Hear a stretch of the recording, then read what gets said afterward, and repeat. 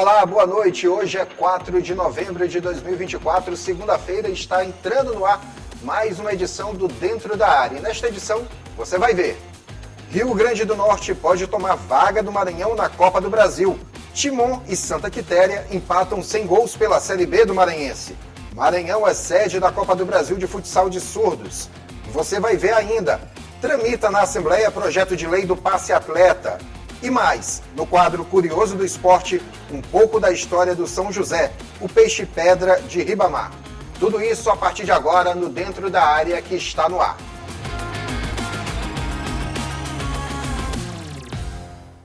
Pois bem, estamos no ar com o Dentro da Área desta segunda-feira, já trazendo as principais informações, mas antes de passar para elas, chamar Gregório Dantas, que está aqui todas as segundas-feiras. Gregório? Belezinha, João? Tranquilo? Tudo Como bem. Como estão as coisas? Tá tudo bem, né? Graças a Deus, tivemos um fim de semana bom, né? E eu queria cumprimentá-lo, né, por estar aqui pela primeira vez no nosso programa Dentro da Área.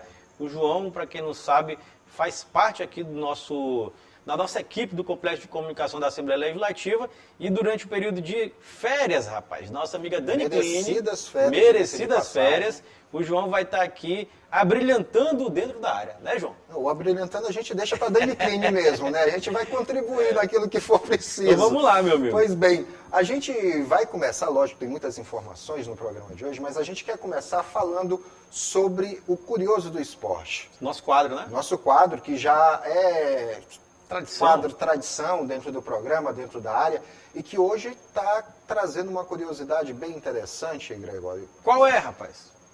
Vamos falar da cidade balneária de São José de Ribamar. Quando Sim. tu pensa na cidade balneária de São José de Ribamar, a que te remete além do Santo Padroeiro?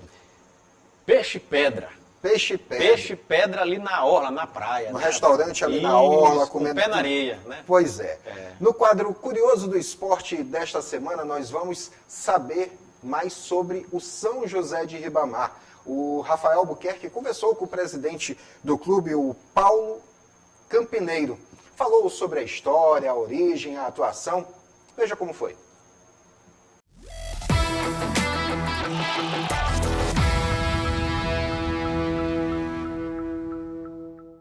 Na cidade balneária de São José de Ribamar, um clube de mesmo nome representa a terceira maior cidade do Maranhão. Fundado em 2007, o São José nasceu com a missão de ser mais um expoente na qualidade do esporte maranhense. Essa história, né, da fundação desse time, né, do São José de Ribamar Esporte Clube, é uma história bonita, né, porque a gente, como desportista, a gente que tínhamos um futebol amador muito forte aqui na cidade, né? A gente teve uma seleção que foi tricampeão de intermunicipal, né?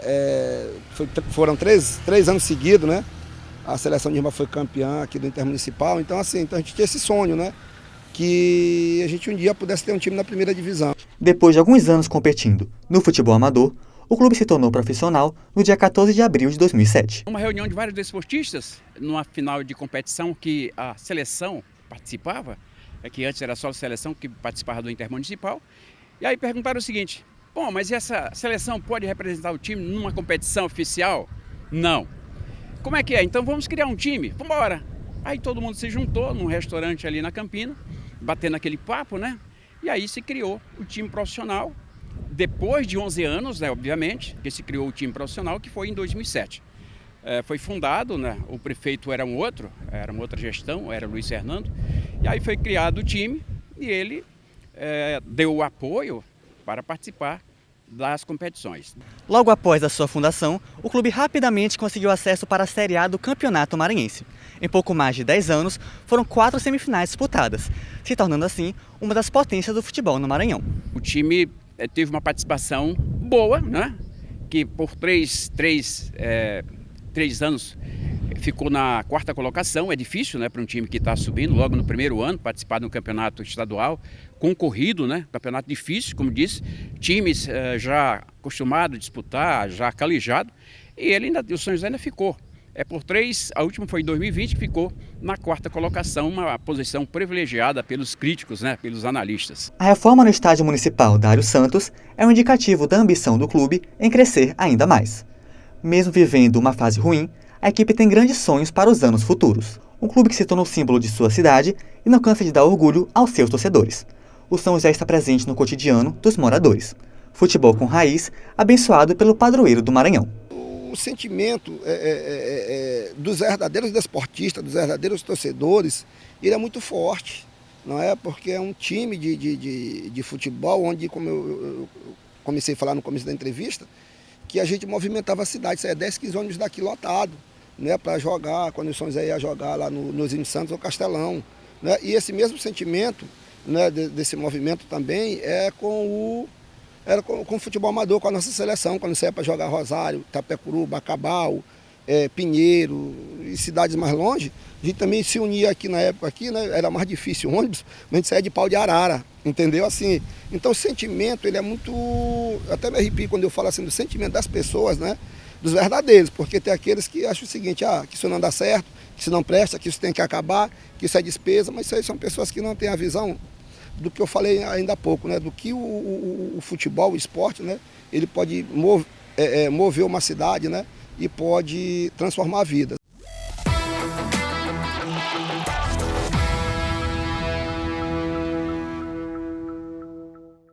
Pois bem, a história do São José, que está caminhando aí para os 20 anos, né, de existência, o São José, apesar de atualmente estar ali disputando a segunda, né, a Série B do Campeonato Estadual, mas nesse espaço de tempo aí de quase 20 anos, teve bons momentos, né, como o Rafael citou aí, participou de semifinais, né, da fase semifinal do Campeonato Maranhense em 4 oportunidades. Exato.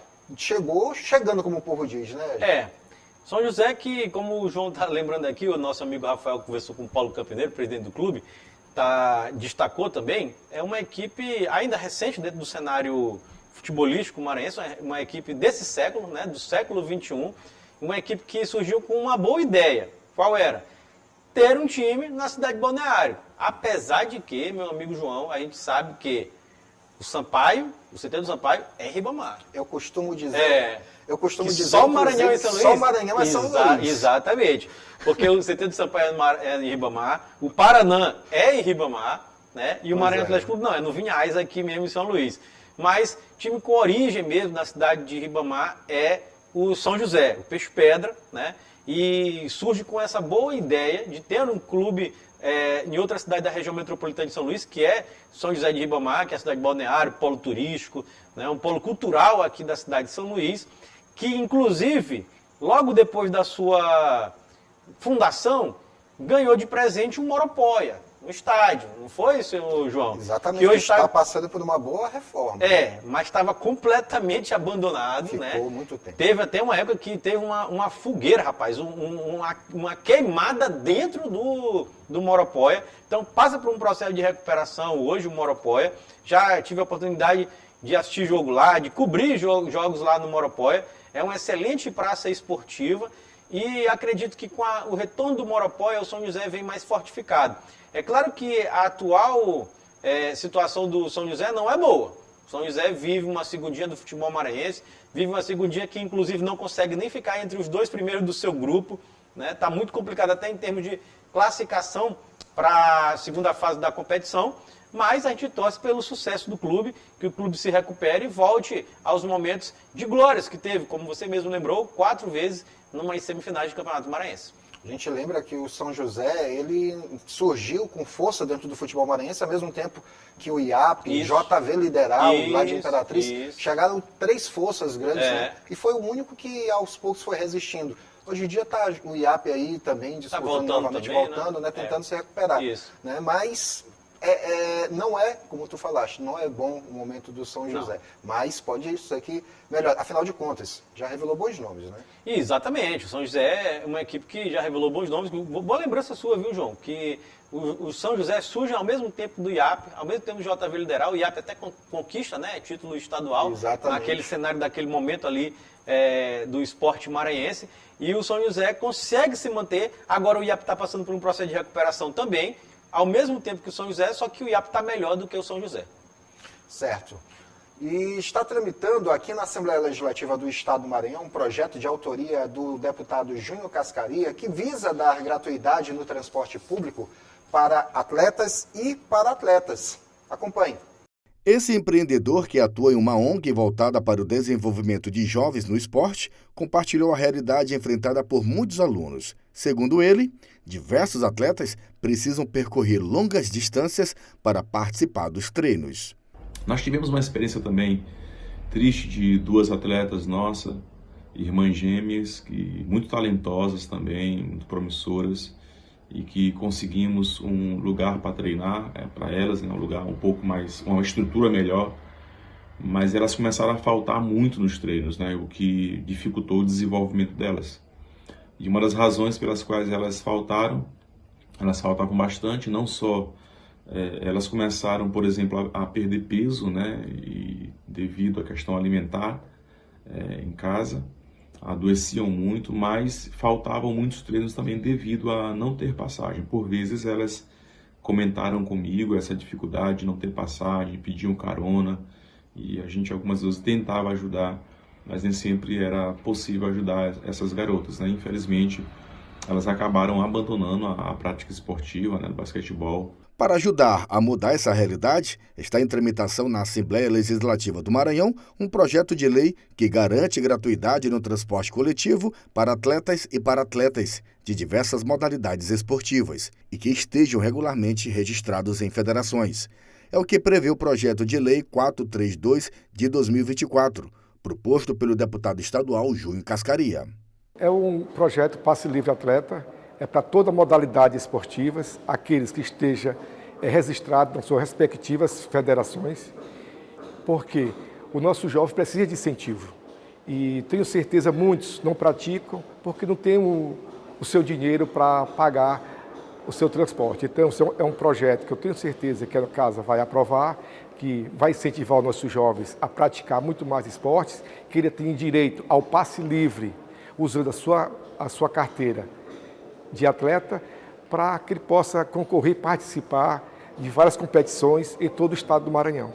O projeto visa eliminar o custo com transportes, um dos principais desafios de atletas e para-atletas, que muitas das vezes precisam arcar com despesas de deslocamentos para participar de competições e treinamentos, prejudicando o desenvolvimento em suas carreiras esportivas. Muitos deles talentosos, muitos deles eu percebia que tinha talento, e tinha uma jornada pela frente na área esportiva, Mas infelizmente acredito ser um dado muito real dessa vivência de prática esportiva, sobretudo os projetos sociais que atendem principalmente as crianças e adolescentes em situação de maior vulnerabilidade social. Iniciativas como essa, Greg, são sempre muito importantes, porque sem dúvida. Ao longo dos anos, os atletas e para-atletas têm recebido incentivos por parte dos governos federal, estadual, Sim.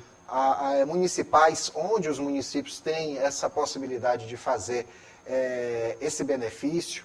E agora a Casa Legislativa do Estado se preocupando com um fator que é muito importante. Para muita gente pode parecer algo simplório, mas a gente sabe o quanto que pesa para um atleta iniciante o peso de uma passagem para poder ir até o local de treinamento. É verdade. E olha, na verdade, não é tão leve. É pesado mesmo, viu, João? Porque o atleta, além, claro, do seu custo com deslocamento, custo com alimentação, o custo também com treinamentos, o custo com pagar uma academia adequada, o custo com viagens, o custo com hospedagens fora do estado, tem o custo do transporte, do dia a dia, ida e volta para casa, ida e volta para a escola, ida e volta para o trabalho, ida e volta para os treinos. Então é muito importante esse projeto do deputado Júnior Cascaria aqui. Até separei aqui, João, projeto 432/2024, que visa justamente dar essa gratuidade para atletas federados. Então, se o cara tiver federado,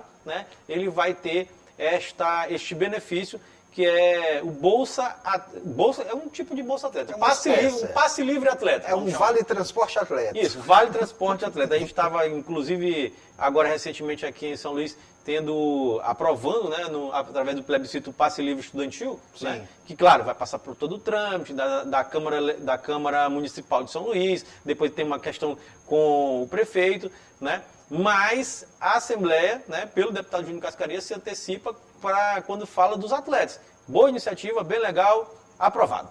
Beleza. Agora a gente vai para o intervalo, mas na volta a gente vai falar que o Maranhão é sede da Copa do Brasil de futebol, de futsal, de surdos. É um instante só.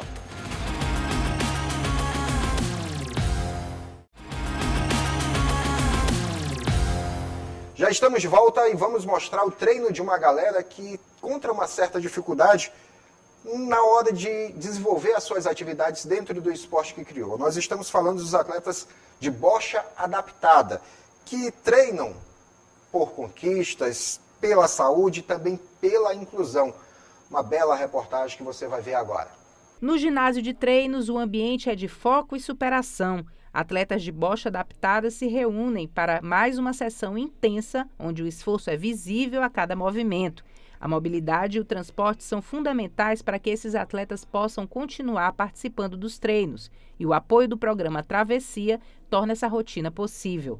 A bocha adaptada é uma modalidade que desafia limites, especialmente para pessoas com comprometimentos motores severos. Esse projeto muito bonito nasceu há 2 anos atrás, a bocha, ofertada aqui pela CEDEL, com o apoio fundamental do Travessia, que busca os atletas paradesportivos em casa e traz aqui para os treinos 2 vezes por semana. São pessoas que têm um perfil de morar mais distante, então é gente da zona rural, dos bairros de periferia, que não teriam outra oportunidade de estar fazendo esporte que não fosse por meio desse transporte especializado. Maíris Vitória se destaca pela dedicação. Treinando 2 vezes por semana, ela enfrenta as dificuldades físicas com determinação. Para ela, o transporte oferecido pelo programa é essencial para manter sua rotina esportiva. Governador Carlos Brandão, que disponibilizou essas vans. Eu já sou inscrita há 8 anos e meio e o Travessia me ajuda a ir em parques, vir para Capupeno e para consultas às vezes. A bocha adaptada vai além da prática esportiva. A cada lançamento são necessários precisão e concentração, mas o verdadeiro desafio está na superação de seus próprios limites. O esporte se torna uma ferramenta de inclusão e uma oportunidade de mostrar que, com apoio e força de vontade, é possível vencer qualquer barreira. Para Maíris e seus colegas de equipe, cada treino é uma vitória pessoal. A jornada deles mostra que o esporte não só transforma corpos, mas também vidas. Greg, histórias como essa, né, do pessoal aí da turma que escolheu a bocha como esporte, né, trazem, a gente já falava no bloco anterior, a questão do passe livre, né, para os atletas e para atletas. O bocha, a história, o resultado dela vai muito nesse sentido também, sim, porque trabalha a inclusão, claro, né? Trabalha a valorização da pessoa, o desenvolvimento motor de algumas pessoas que encontram certas dificuldades. Né? Sim. Sim, verdade, João. A gente aqui destaca a bocha adaptada como até um esporte paralímpico, né? Esteve presente, sim, agora nas Olimpíadas de Paris 2024. Né? E, se eu não me engano, João, foi o único esporte que o Brasil não estava representado dentro das Paralimpíadas. Parece que são 24 modalidades nas Paralimpíadas, só o bocha adaptado que o Brasil não tinha representantes nessas Olimpíadas de Paris 2024. O Maranhão partiu na frente, né? Partiu mais na frente, através da MOB. Eu estava acompanhando a reportagem da nossa querida amiga Carla Bianca, né? A MOB, que é a nossa agência metropolitana, tem aquele serviço de travessia, está facilitando para que esses atletas, como você disse, se superem, não só em termos de saúde, em termos de desempenho, mas também, claro, superação dos seus problemas, de todos os problemas. Então, é muito importante essas iniciativas do governo do estado, quando apresenta, oportuniza, né, para os atletas esta possibilidade de poder competir, treinar em alto nível com a bocha adaptada. E cada vez mais valorizar os paratletas, sim, porque claro, é preciso, e interessante ver quando não fica focado somente na Secretaria de Esportes, porque não foi uma ideia que partiu da CEDEL. Se espera muitas vezes da CEDEL que desenvolva algo do tipo. A própria MOB se preocupou logo com essa ação e a CEDEL entrou como uma parceira, exatamente, abrindo espaço do Costa Rodrigues. Exatamente. Então isso aqui é bem interessante mesmo você falar, João, que chama o trabalho de intersecretarias, né? Exatamente. Você não fica focado só na CEDEL para realizar um trabalho de esportes, que é, claro, o principal alvo, é o principal, é o que leva, é o que dá origem, é o que que dá origem à CEDEL. O que é que a CEDEL faz? Fomenta o esporte. É para ela fomentar o esporte. Mas aqui, por exemplo, nós tivemos a MOB fazendo um trabalho muito legal através de outro programa que também é muito bacana, que é o programa Travessia. Então, parabéns aí ao governo do estado, parabéns à MOB, todo mundo que faz parte aí deste programa tão importante. Ainda falando sobre inclusão, Greg, a São Luís foi sede da primeira edição da Copa do Brasil de Futsal para Surdos. Disputando com outros 22 estados, o Maranhão ficou em 4º lugar. Vamos ver os detalhes com Joelson Braga. A capital maranhense recebeu pela primeira vez a Copa Brasil de Futsal de Surdos, com participação de quase 600 atletas distribuídos entre 28 equipes de diversos estados brasileiros. A presidente da Confederação Brasileira de Desportos de Surdos, CBDS, que é ex-atleta, detalhou a competição. A Gabriele Couto foi nossa intérprete. Agora o esporte, o desportivo por surdos valoriza, a igualdade, direitos humanos. Então tem o olímpico, tem o paralímpico e o surdo olímpico também. Foi aprovada a Lei Geral do Esporte no ano passado, e o surdo desde sempre participa de campeonato, criança, adulto. O Maranhão conta com muitos praticantes de futsal e a modalidade vem crescendo no estado. E competições nacionais como esta traz mais visibilidade, como observou o presidente da Federação Maranhense Desportiva de Surdos Atletas. Dessa vez, o Geilson Santos foi o nosso intérprete. Certo, é muito importante esse evento, essa Copa nacional, e nunca aconteceu. É um marco histórico para a gente do Nordeste, para a sociedade, no âmbito educacional também, cultural e esportivo para a comunidade surda, porque a gente sabe que é uma valorização que acontece muito com a comunidade ouvinte. A gente quer que isso possa servir de modelo para as crianças surdas que estão em desenvolvimento do esporte. Então a gente agradece ao apoio do governo do estado pela parceria com a CEDEL, pela parceria com a federação e as associações de surdos. O Maranhão ficou em 4º lugar na Copa Brasil.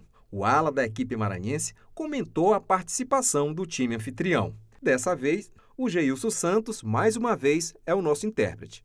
Anteriormente, a gente tinha um objetivo muito forte mesmo de obter a vitória. A gente conseguiu obter nas pontuações, a gente foi aprovado para as oitavas, para as quartas, chegamos na semifinal e quase a gente obteve o 3º lugar, a gente estava com muita vantagem. Mas infelizmente aconteceu, A gente sabe que nem todos os atletas são perfeitos, a gente tem nossas dificuldades, mas que a gente segue na luta, a gente não desiste. Infelizmente, no momento dos pênaltis, a gente perdeu. Então, próximo ano a gente pretende voltar representando novamente o Maranhão na Copa. A Copa foi realizada pela Confederação Brasileira de Desportos de Surdos e contou com o apoio do governo federal por meio do Ministério do Esporte e da Secretaria Nacional do Paradesporto, além do governo do estado do Maranhão. A final da Copa foi acompanhada de perto pelo secretário de Estado do Esporte e Lazer, que ressaltou o empenho do governo do estado em garantir a inclusão por meio do esporte. Fazendo um planejamento, já asseguramos para ele uma lei de incentivo para patrocinar todo o evento em 2025 que precisam de inscrições, precisam do apoio das passagens e precisam do custeio. Então é importante o governo do estado, já asseguramos esse apoio para 2025 para a ASMA, juntamente com a Federação de Surdos aqui. Então estamos imbuídos em apoiar e incentivar essa galera aí que bem representa o nosso estado fora do Maranhão. A competição contou com 22 equipes de futsal masculino e 6 femininas. No total, foram realizados 46 jogos até a grande final. A presidente da Associação de Surdos do Maranhão ressaltou a importância do caráter inclusivo que a competição deste porte carrega em si. Dessa vez, o intérprete será o César Rafael. Então, esse momento é uma culminância de uma luta para quebrar barreiras. Então, ter a Copa Brasil é um marco na história do Maranhão, trazer estados para que o povo veja a representatividade do surdo e corrija essa postura e mostre que os surdos realmente são atletas de valor e reconheçam mesmo a importância do nosso povo. Mais uma vez, a gente pode dizer que o Maranhão se destaca porque foi a primeira edição da Copa do Brasil de Futsal de Cegos, sendo realizada em São Luís. Na realidade, uma semana muito movimentada aqui em São Luís, em todos os campos, em todas as áreas. Mas falando especificamente de esporte, essa primeira edição mostra mais uma vez quanto o Maranhão tem se preocupado com essa questão da inclusão. Não é isso, Gregório? Isso. Duas coisas interessantes aqui, João, que me chamam muito a atenção. Primeiro, o Maranhão volta ao cenário do esporte nacional e internacional. Uma coisa que a gente sempre cobrou aqui, que o Maranhão voltasse ao calendário, né? E voltou. Né? Nós temos agora recentemente competições importantíssimas acontecendo aqui no estado do Maranhão. Né? Tivemos, por exemplo, o final da Supercopa de Vôlei Masculino, que foi aqui, no Castelinho. Vamos ter agora nessa semana o desafio Brasil e Argentina de beach soccer, o Brasil ex-campeão mundial contra a Argentina, nosso maior rival. Jogo aqui em São Luís e outro jogo lá nos Lençóis Maranhenses. Então, mais um calendário importante desta Copa de Futsal de Surdos. Agora é o seguinte, João, o segundo ponto que me chama a atenção é que eu estava conversando com o Joelson Braga nos bastidores sobre essa competição. Joelson, que fez essa reportagem, nosso amigo Joelson Braga, que é o repórter da TV Assembleia, chamou a atenção uma coisa muito interessante, que o futebol de surdos, infelizmente, sofre um preconceito dentro do paradesporto. Como assim? O futebol de surdos não está nas Paralimpíadas. Você tem o futebol de cegos. Eu não atentei para isso. Pois é, você tem o futebol de cegos. Sim. E isso era uma reclamação geral, inclusive de todo mundo que estava presente nesse evento, que foi grandioso aqui em São Luís, como você disse, mais de 22 equipes disputando, o Maranhão terminou na 4ª colocação, mas chama muita atenção, porque a pessoa que é surdo, ela tem, sabe o que, João? Que jogar com quem não é. Sim. Tá entendendo como é um negócio assim gritante, né? Eles sofrem um preconceito dentro do próprio universo do paradesporto. E o futebol de cegos do Brasil é fortíssimo, a gente sabe disso, né? O Brasil é fortíssimo nessa modalidade, tanto nas Olimpíadas, quanto nos Mundiais, quanto nos Pan-Americanos. E o futebol de surdos do Brasil cresce muito, mas pleiteia, junto ao Comitê Olímpico Internacional, né? Uma vaga nas Paralimpíadas, e eu acho muito mais do que justo. Não é isso? Com certeza. Afinal de contas, é também uma modalidade já reconhecida mundialmente. Sim. É uma modalidade que também trabalha a inclusão das pessoas surdas. Exatamente. Né? Então, nada mais justo que incluir essa modalidade nas competições de detalhe. Para cegos são 2 categorias. Sim. Pois é. E para os surdos, nenhuma. Né? Então, é um pleito muito mais do que justo, que válido. E a gente está aqui para defender também que o Comitê Olímpico Internacional, né, inclua o futebol de surdos nas próximas Olimpíadas. Vai ser Los Angeles, né? 2028. Exatamente. Los Angeles 2028 são as próximas Olimpíadas e também as Paralimpíadas. Tá certo? Já geramos aqui uma primeira polêmica. E quer mais polêmica? Bora lá. Mas vai ficar para o próximo bloco. Tá. Daqui a pouco nós vamos falar que o Maranhão pode perder uma vaga na Copa do Brasil para o Rio Grande do Norte. E mais, nós também vamos falar sobre a segundinha do estadual. É um instante só.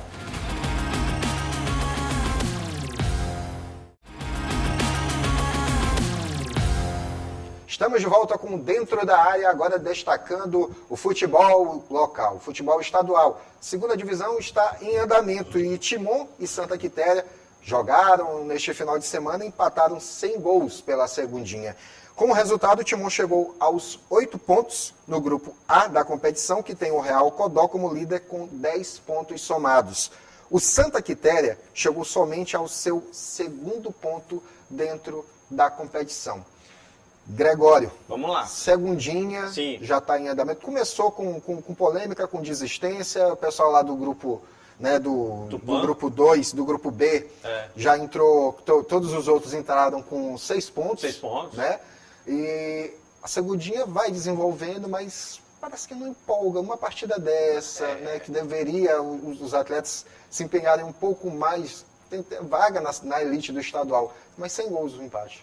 João, é o seguinte, venho falando da segundinha aqui há algum tempo, né, ao lado da nossa amiga Dani Kline, e é difícil empolgar a segundinha. Sabe por que é difícil, meu amigo? Vamos lá. Timon e Santa Quitéria. Jogo realizado no estádio Nozil Santos, em São Luís. Como que vai empolgar? Não tem a mínima lógica. Cadê os timonenses? Pois é. Timon e Santa Quitéria foi realizado ontem, né, domingo, no estádio Nozil Santos. Como que você vai ter um apelo popular? Não tem, meu amigo. O Timon joga em São Luís. O Santa Quitéria, para mim o caso do Santa Quitéria é mais exótico. Joga em Cantanhede, né? Aí tem outro caso que é muito exótico. que é o Real Codó. O Real Codó é de Viana, é o Viana. O Viana joga com a camisa do Real Codó. Então, o Real Codó, que é de Viana, joga no René Baiman, né? O Santa Quitéria, que é de Santa Quitéria, joga em Cantanhede. O Timon, que é de Timon, joga em São Luís. Como é que pode ser séria essa competição? Não pode, João. É muito difícil. Como que você leva o torcedor aí pro estádio? Não leva. O cara não vai, ele não tem a mínima afinidade com aqueles times que estão jogando. Então a situação da segundinha é uma situação complicada, delicada. Eu já bati diversas vezes nessa tecla aqui. É uma competição completamente deficitária. Todos os times pagam para jogar ela. E se você não conseguir o objetivo que é subir, você está quebrado, falido, acabado. Por isso que o Tupã, na véspera de começar a competição, já com elenco, com todo mundo montado, treino, diz assim, não vou disputar. É melhor não disputar, porque senão eu quebro completamente, né? Eu não disputo, fico na minha, não vou quebrar completamente, do que gastar um dinheiro absurdo para pagar a folha de jogador sem nenhum retorno para tentar ter uma das duas vagas para subir. É muito arriscado. Então, a segundinha começa toda enrolada, toda bagunçada e vai continuar toda bagunçada. Seria um reflexo mais ou menos do que está a elite do nosso futebol, né, estadual, porque Seria. A fase do Sampaio não é boa, Não. a fase do Moto não é boa. Descharreda. O Maranhão chegou a empolgar, mas bagunçou ali no meio do caminho. Né? Imperatriz não se encontrou depois que retornou à elite, ainda não conseguiu se encontrar de fato. É um reflexo da Série B? Sim, é um reflexo da Série B, só que na Série B os problemas são mais evidenciados, né? Ficam mais expostos, né? Por exemplo, nós tivemos jogo já WO, nós tivemos o time que desiste na beira do gramado, tivemos já a ambulância que não chegou, tivemos médico que não foi, tivemos diversos problemas, tivemos time que não tinha um banco de reserva, né? Esses problemas acontecem na Série A, só que na Série B eles são mais evidenciados com o adendo, né? Com o plus de os times não jogarem nas suas cidades. Não mandam jogos nas cidades onde eles estão fundados, onde eles nasceram, onde eles foram criados, o que é um absurdo. Então, não dá para ter apelo popular, não dá para ter público, não dá para ter dinheiro, não dá para ter organização, porque a Federação Maranhense não consegue organizar uma competição mínima, como é a segundinha. Não dá. Complicado demais. E olha, se a situação, do jeito que a gente falou aqui, já parece complicada para o futebol maranhense, pois pode ser que o cenário fique mais feio ainda, só que não somente local, nacional. Porque o Maranhão, as vagas na Copa do Brasil que estão destinadas ao Maranhão, vale destacar que a Copa do Brasil é a maior competição do país, é a mais rentável competição também, que agita os bastidores, né? É a mais democrática também, conhecida como a mais democrática competição do país. Maranhão pode perder uma das suas 3 vagas para o Rio Grande do Norte. A expectativa é de que em 2025, somente Sampaio Corrêa, atual campeão estadual, e Maranhão Atlético Clube, atual vice-campeão estadual, participem do certame, Gregório. É verdade, João. Infelizmente, é um fato que nós vamos acabar por sofrer, né? O Maranhão vai acabar sofrendo isso, até porque o desempenho, como você bem relatou, dos times maranhenses na temporada 2024 foi péssimo, né?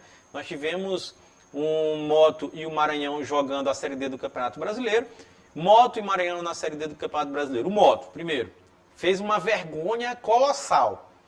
Não conseguiu ficar entre os 4, pela primeira vez da sua história, o Moto não consegue ficar entre os 4 do seu grupo de 8, ficou na 7ª posição. É um absurdo para o time do tamanho do Moto Clube, essa posição do Moto Clube, né? E o Maranhão Atlético Clube foi o primeiro do seu grupo, passou, foi para o mata-mata, e infelizmente foi eliminado no primeiro mata-mata.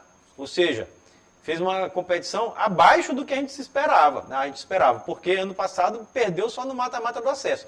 Esse ano perde no primeiro mata-mata. Então, os dois rendimentos dos dois times dentro da Série D não foi bom. Do Moto foi péssimo, foi uma tragédia. Do Maranhão foi ruim, vamos dizer assim. Já o Sampaio Corrêa estava jogando a Série C do Campeonato Brasileiro, foi rebaixado. Então não precisa dizer mais nada. O time foi rebaixado dentro de campo, né? Caiu para a Série D do Campeonato Brasileiro, está com aquele imbróglio judicial para ver se sobe, se fica, se vai, se não vai. Série D, Série C, o STJD que decida, né? Mas dentro de campo o Sampaio caiu. O que é que isso simboliza? Que o Rio Grande do Norte que estava na 15ª posição no ranking da CBF, que é o ranking medido que avalia o desempenho das federações, dos times daquela federação, né? Ele determina as vagas na Copa do Brasil. E o que aconteceu? O Rio Grande do Norte passou o Maranhão.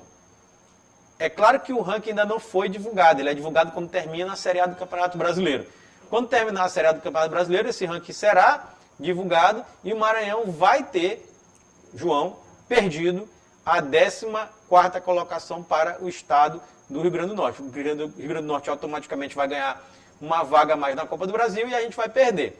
Quem está classificado para a Copa do Brasil no ano que vem, o João já antecipou, Sampaio Correia, campeão estadual, e Maranhão Atlético Clube, vice-campeão estadual. Então, perdemos uma vaga na Copa do Brasil, senhor João Carvalho. Agora eu fiz uns cálculos aqui bem rapidinho, Gregório. São 92 clubes que participam da Copa do Brasil. Copa do Brasil, que inclusive a gente vai lembrar, tivemos o primeiro jogo da decisão no final de semana, deste ano, de 2024, neste final de semana. Exatamente. Flamengo e Atlético Mineiro. O Flamengo levou a melhor na primeira partida. O jogo de volta vai ser lá na Arena MRV, né, em Belo Horizonte, no próximo domingo. Fiz os cálculos aqui rapidinho, né? Dá em média 3,5 times por estado, as vagas, né? Em média, se fosse dividido igual. 3,5 times. Só que a gente sabe que São Paulo tem, salvo engano, cerca de 10 a 12 vagas. Tem até aqui, eu separei, João, peraí, só para a gente deixar registrado. São Paulo tem 1, 2, 3, 4, 5, 6. Tem 6 São vagas. 6 vagas de São Paulo, vagas. diretas, né? Diretas, é. Porque tem aquelas vagas que entram pela Copa Paulista, isso. né? Entra por outras competições, até o tradicional Esporte Clube Corinthians Paulista está arriscado de não participar. Está muito ameaçado. Está muito ameaçado de não participar por conta da sua situação no Campeonato Brasileiro.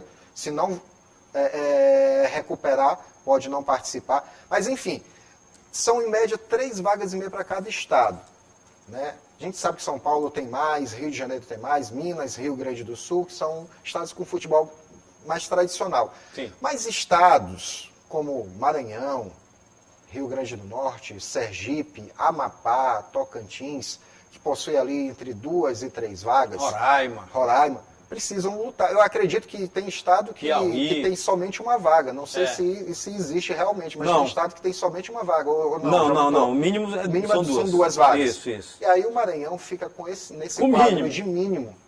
Mas é um negócio chato. Né? É chato, é feio, mas condiz com a realidade atual. Sim.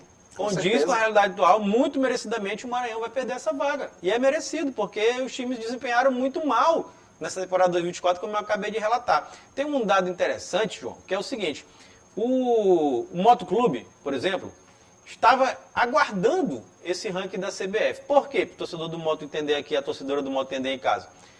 Se por acaso o Maranhão continuasse com as 3 vagas, esta vaga, entre aspas, seria do Imperatriz, porque foi o 3º colocado do Campeonato Maranhense. Sim. Né? E aí o Imperatriz teria que escolher entre a Copa do Brasil ou o Brasileiro da Série D. A vaga preterida é do Moto, seria do Moto. Por exemplo, se o Imperatriz escolhesse, não, vamos jogar a Copa do Brasil, o Moto ia jogar a Série D. Se o Imperatriz escolhesse, vamos jogar a Série D, o Moto jogaria a Copa do Brasil. Isso não existe mais. Ou seja, até essa perspectiva, né, de ter um calendário melhor, de ter uma receita melhor, não tem para o futebol maranhense, porque muito provavelmente, quase que certamente, o Maranhão vai perder essa 3ª vaga.